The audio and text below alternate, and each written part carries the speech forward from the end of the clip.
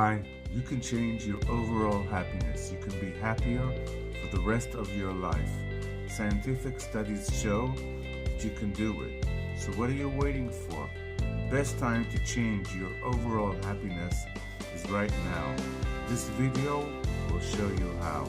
Yesterday, I asked my daughter Tamar, she's a 10-year-old, how she would present herself in English. She told me, I will say, my name is Tamar and I live in a wonderful, beautiful city called Petach Tikva. Now the thing is, any adult will tell you that the city is not a wonderful, beautiful city. But that gives us a glance of how children view the world. If you watch children, you will see and hear their inner joy. Where did we grown-ups lose our joy? What happened to our happiness? When you were a child, playing around and having fun, being excited and full of joy, that is, in most cases, exactly when the grown-ups told you to stop. Not only did you have to stop joy, you were also punished sometimes for it. This happened so many times until children develop an inner conviction that being happy is not a good option for them. Schools add to that, usually stopping fun behavior. Slowly, the higher age, the less joy cries you hear from schools until they really fade out. Just see how happy children look when they're in the first grade and how they drag themselves in the last years of school. Priests, rabbis, imams, and such contribute their fair share of unhappiness. We all inherited the first sin of eating that apple and we're guilty and we're blameful. I remember so many times as a religious kid how they always made us poor kids feel so sinful. Some of us, like me, come from families where being in enjoyment is regarded as wasting valuable time. We then grow up and join the business culture that glorifies the ones that work hard day and night. There is a limit to how working can be beneficial. When you enjoy your work, you can reach the flow state that is much more effective and productive than grinding yourself in work. Being an enjoyment is not wasting your time. You have to reconstruct your mindset if you come from that way of thinking. If you find yourself guilty of being happy, be happy to get rid of that guilt. Now that we have gone older and wiser, it's time to rewind and let go of the wrong impressions you adopted. Rewind to who you are naturally, to the inner, happy and excited you, just like you were as you were a child. You now understand that the big guys that were the authorities as you were a child, they were sometimes wrong, and that's a gift you should give yourself today. So stop believing God created man for punishment. God created man to rejoice. Stop thinking you don't deserve as you are a sinner. We receive from God not through deserving. We receive from God through grace. We're blessed with joy and happiness, and it is plentiful and it is unlimited. Close your eyes if you can. Imagine yourself as a child, joyful. Call that child, tell him you're playing and you're joyful, and that is beautiful. You're full of life, and that is wonderful. Life is wonderful. Tell that to the child. Regarding your past, make a list of your achievements for each period of your life. This can take some time, but do it. Be proud of your achievements. But what about my past failures, you might ask? You've survived them and you've learned from them. So now they add to your capabilities and increase them. It's scientifically known that we have this concept of neuroplasticity. Your mind keeps changing. Our mind learns and it changes. So you have learned and you have grown from your mistakes. I'm not saying this since I know you through the screen. I'm saying you've grown and you've learned from your mistakes since it's a scientific fact. You're taking your sad stories and you're making it your learning presents, and you give these presents to your present.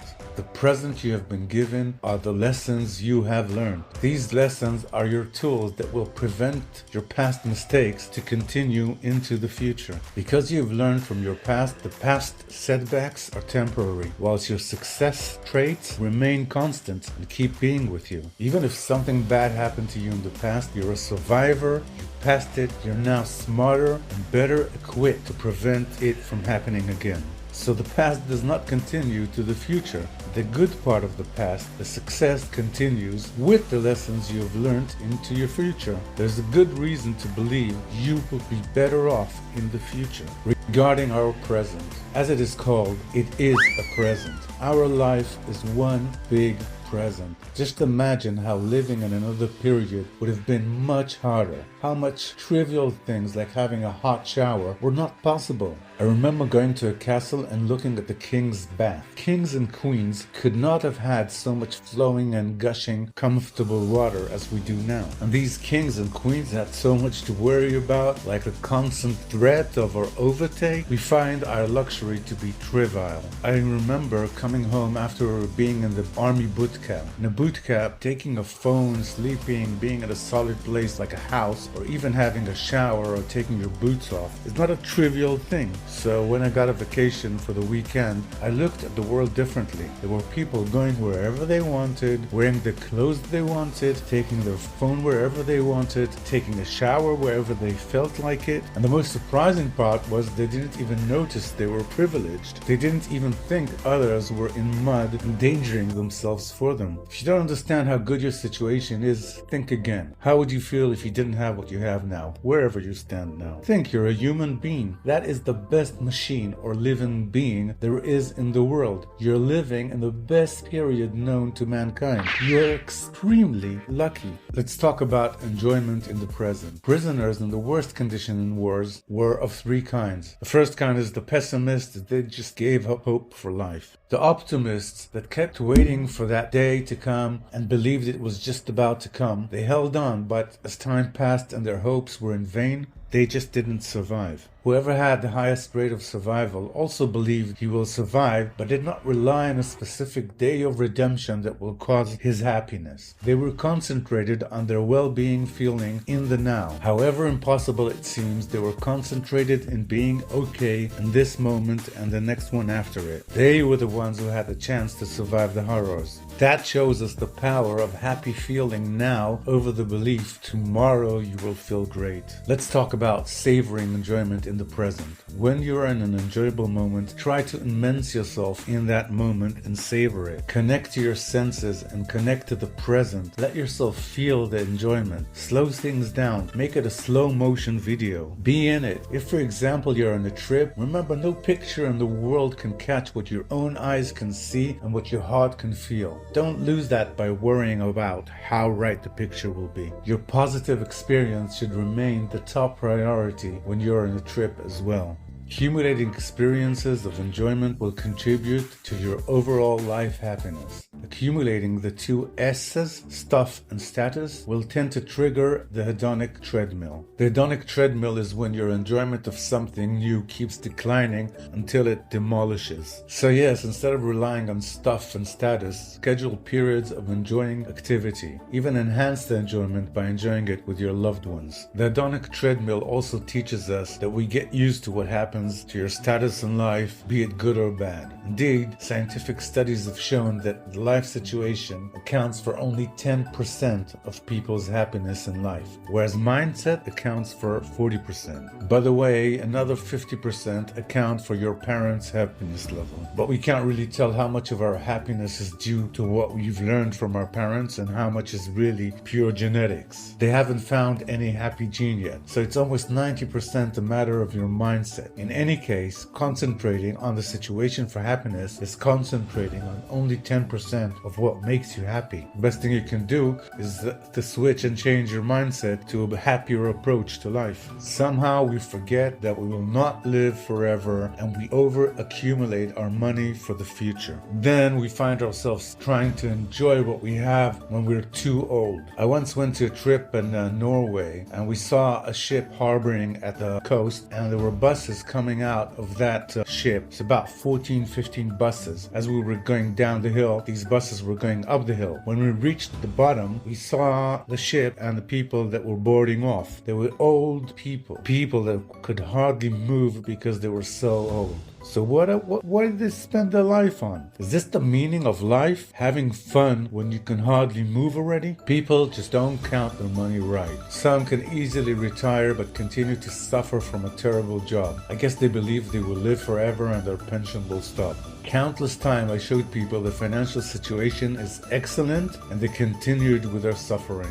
Life just doesn't go on forever. You have to spread the enjoyment moments throughout your life. I'm telling you, in today's modern living, you will eventually have more than you can consume. So okay, spending money on things that you will hardly enjoy is wasting money, but enjoying activity in the present is not wasting money. It's putting money on a good cause. Let's talk about fulfillment. A deeper enjoyment is from the state of flow and deep satisfaction from utilizing your strength and fulfilling your destiny. That's why supreme pleasure is often associated with giving. Giving to others your very best strengths is part of feeling fulfillment. Fulfillment is the highest enjoyment whilst your basic needs are met. The two peaks of enjoyment, I'll call them the G-spots. They're the utmost happiness, giving and gratitude, the two G's. There's no way to happiness. Happiness is the way. If you're waiting for a tomorrow in which you will be finally happy, tomorrow will never come. Each age has its challenges and you will be better off enjoying each stage of your life. Now let's get to the bottom of the hidden beliefs that hold your happiness. Do this exercise, please. Write down when blank line, then I will be happy. Copy that several times down the paper. You can print it out afterwards if you want. So you have several lines saying when blank line, then I will be happy. When blank line, then I will be happy.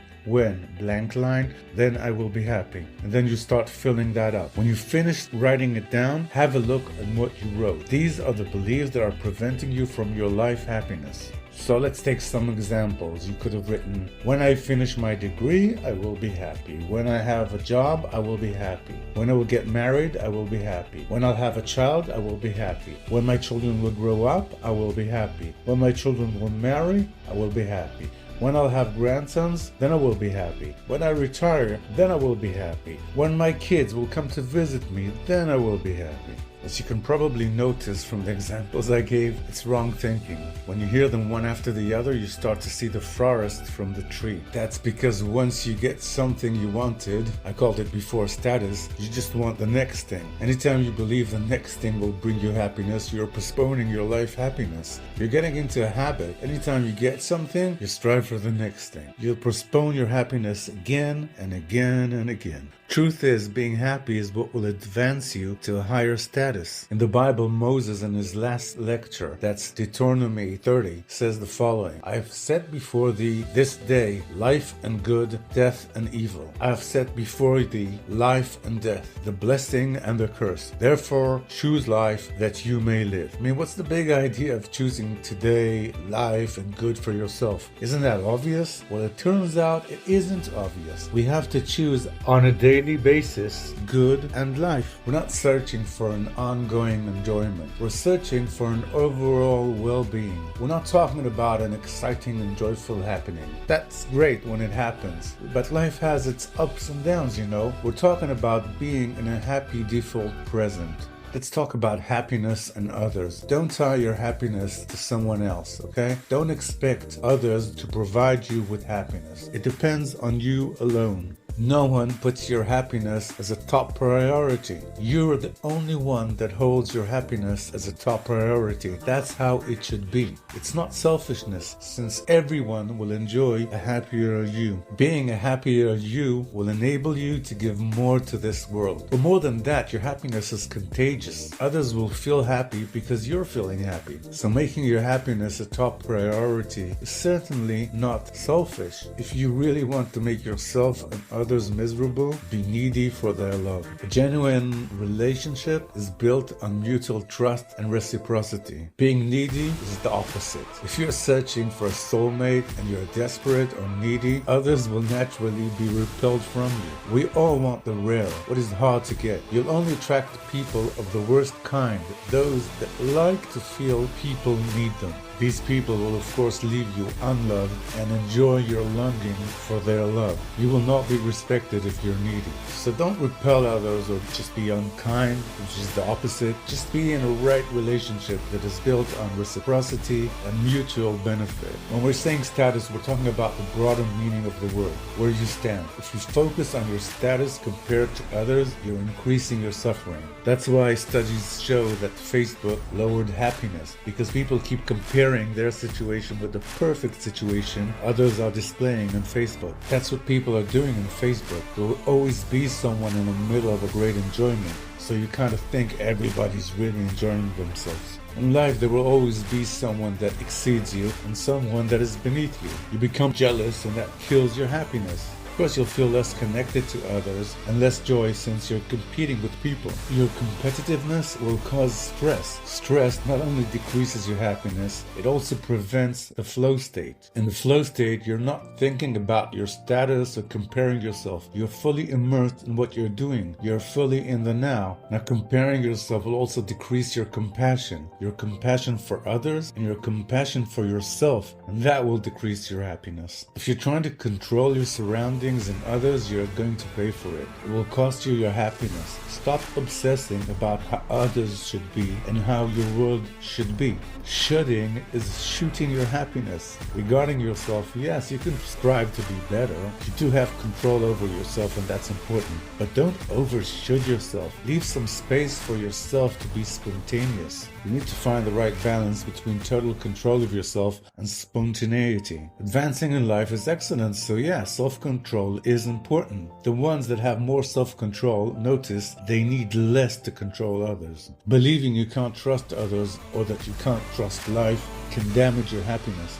I know someone that always believed that others are not to be trusted. This caused him and his surrounding a lot of agony. Somehow, what he expected is exactly what he got. He was countlessly cheated. I think if you're a cheater, you think everyone else is cheating, and that repels others. You only connect to what you expect. So if you expect cheaters, you will find cheaters, and you will connect to them. So yes, trust others and trust the world, and you will get what you expect. Be cautious though, hold a smart belief in others. So the same applies to the belief you can't trust life. It can become an expectation that will be met. There's no doubt about it, and scientific findings show that if you have positive beliefs, you will cause yourself to be in a positive situation. So as the old Jewish saying goes, think good and your life will be good. Trust whatever happens in your world is all for the better. If you believe you have bad luck, you'll have bad luck. If you believe you'll have good luck, you'll have good luck. Just prepare a list of all the times that you had good luck. Look at it. Now you see how lucky you are? Turn on your luck switch now. I want you to try this experiment, okay? Every time you complain about someone or something, add also why you're grateful for them or for it, okay? So if you stop since the traffic light turned red, be thankful the traffic light is keeping you safe, okay? If others copy from you, just say to yourself, well, they have a good taste and they appreciate my work. So add something that you're grateful for in a situation in which you usually complain, okay? Try it. Successful people are not necessarily happy. However, being happy brings you success. I want to tell you, you're undervaluing your happiness. Don't sacrifice your happiness or undervalue it, okay? For example, don't sacrifice it for proving you're right and the other is wrong. You're sacrificing happiness for ego. Don't sacrifice your happiness to please others. Do not sacrifice your happiness so that others will not feel jealous of your success. So just don't sacrifice your happiness. It's very important. Don't undervalue it, okay? On the other hand, don't chase happiness, since if you chase it, it will repel you. It's like trying to sleep and saying to yourself, I must sleep. That repels your sleep. Just keep your happiness as a high priority in your decision making. I want you to make a list of what you enjoy and see that you really enjoy it, okay? Try to make it memorable experiences and not just materialistic things or status. Things and status evaporate quickly. Now schedule these activities. Decide you're going to actually do these happy activities. Do them and set the periods and track yourself that you're doing so. Now for example, I will have a local trip 4 times a year and a trip abroad once every year. I will swim 3 times a week if you enjoy it, yeah? I will take a massage if you enjoy that every 2 weeks. I will meet a friend each Thursday in a coffee shop. Whatever you find enjoyable, make it a goal to do it. Schedule it specifically on times and make sure you're doing it. Whatever you find enjoyable, make sure that you're doing it. Our goals are either intrinsic or extrinsic. Extrinsic goals relate to external influences such as money, fame, status, or anything that requires validation from others. That's extrinsic. Intrinsic goals relate to yourself, your personal growth, your health, and your relationship with yourself and with others. So meeting a friend, for example, if that makes you happy, it's intrinsic. However, if you're meeting him because you want something from him, that is extrinsic. If you want others to say how great you are, that is extrinsic. If you want to feel great, that's intrinsic. The idea is the more your goals are intrinsic, the more you'll be happier. Just let go of what others think. Here's an important exercise I want you to do. You have tasks, so I want you to put them in one of the two categories, okay? First category is things I do because I'm liable or because of fear.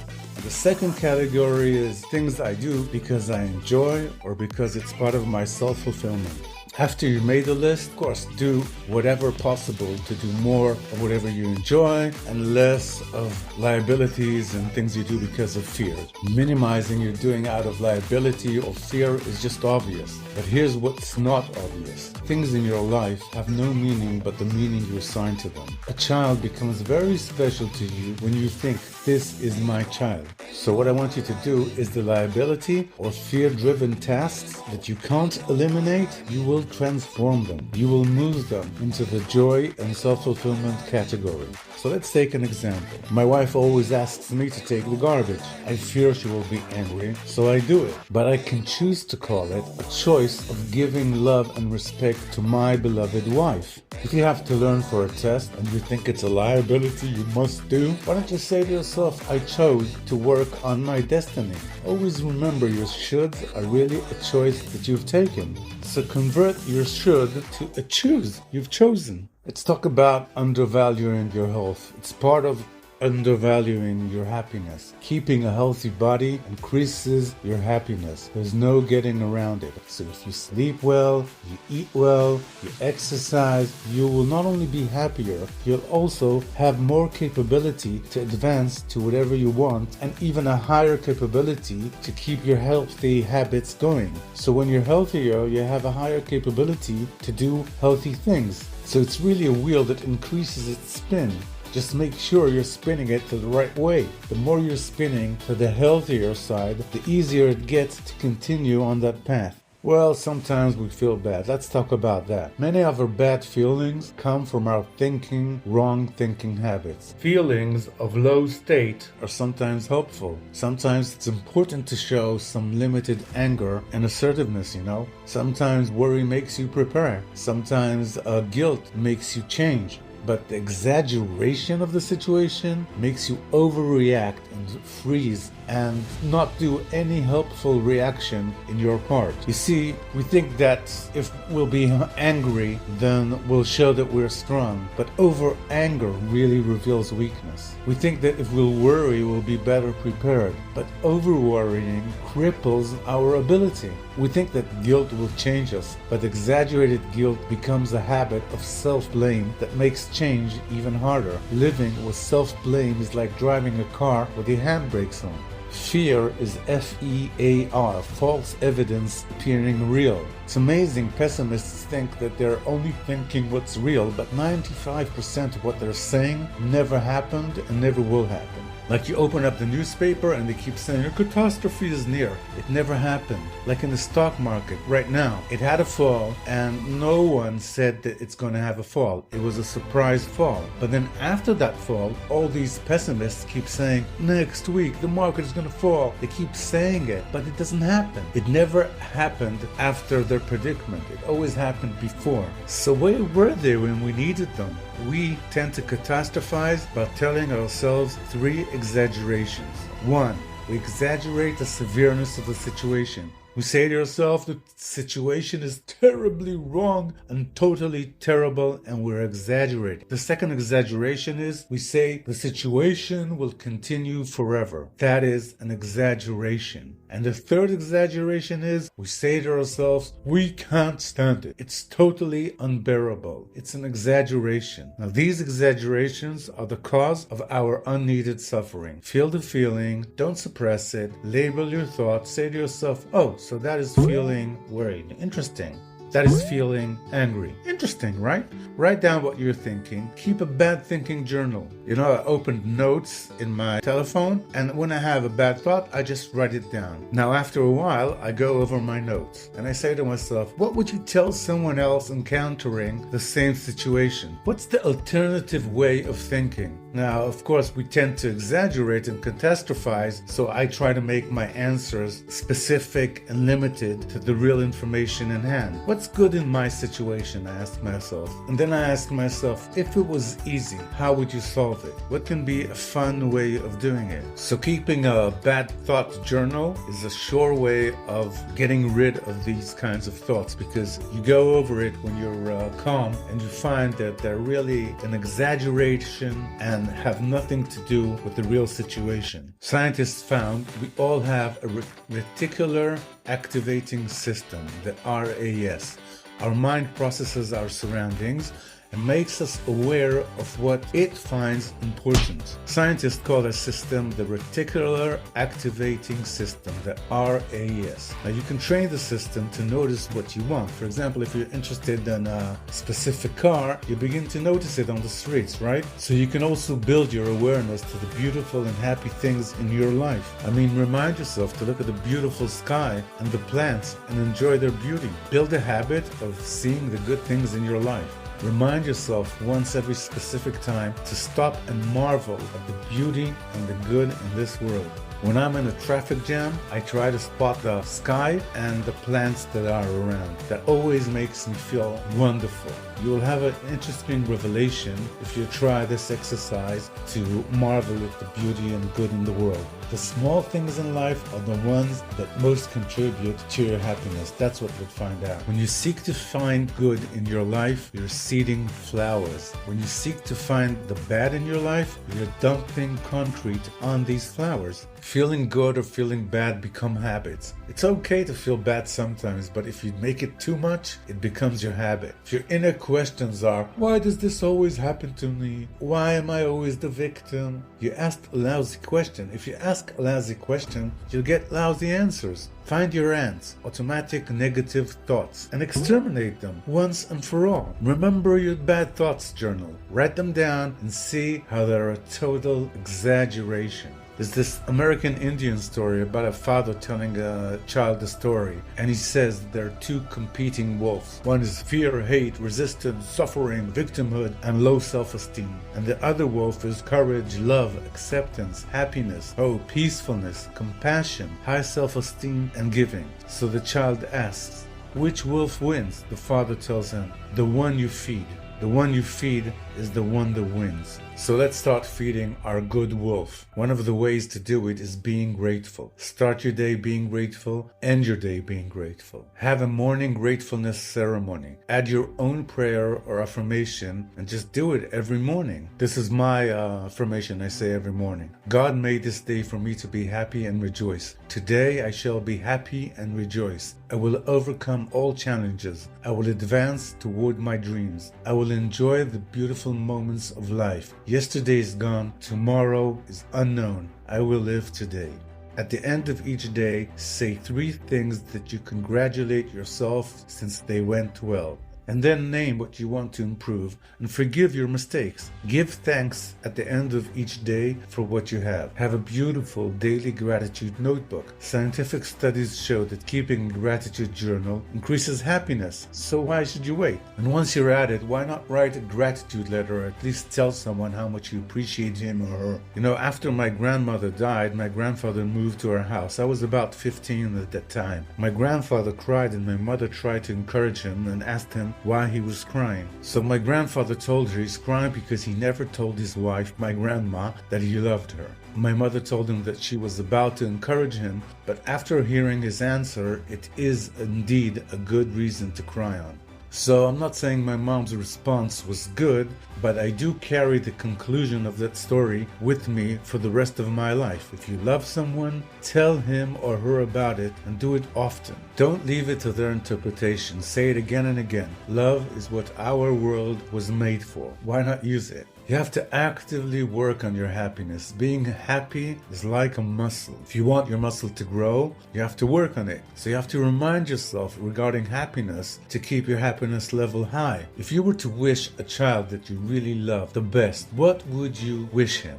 Would it not be happiness? So why not make your happiness a top priority in your life? Actively search for wrong thinking patterns and replace them immediately. You're going to do this exercise for, a month or two, and you will change your life. You will be happier for the rest of your life. And I want you, instead of hoping for a happy occasion that will bring you happiness, bring happiness to your current situation. Make the occasions that will bring you happiness. Now you have the tools to increase your happiness from now on. Hillel the Elderly was a Jewish scholar on the stage that lived about 2,000 years ago. And he had a rule: if not now, when? If not me, who then? So now is the time to take the tools we've talked about and to implement them. If you need it, set a time to see this video again. Your happiness is in the present wherever you are. Your happiness is not in another place. Your happiness is not in another time. Your happiness does not depend on something else. Your happiness does not depend on someone else. Your happiness is in you all the time since you were a child. Let your happiness be.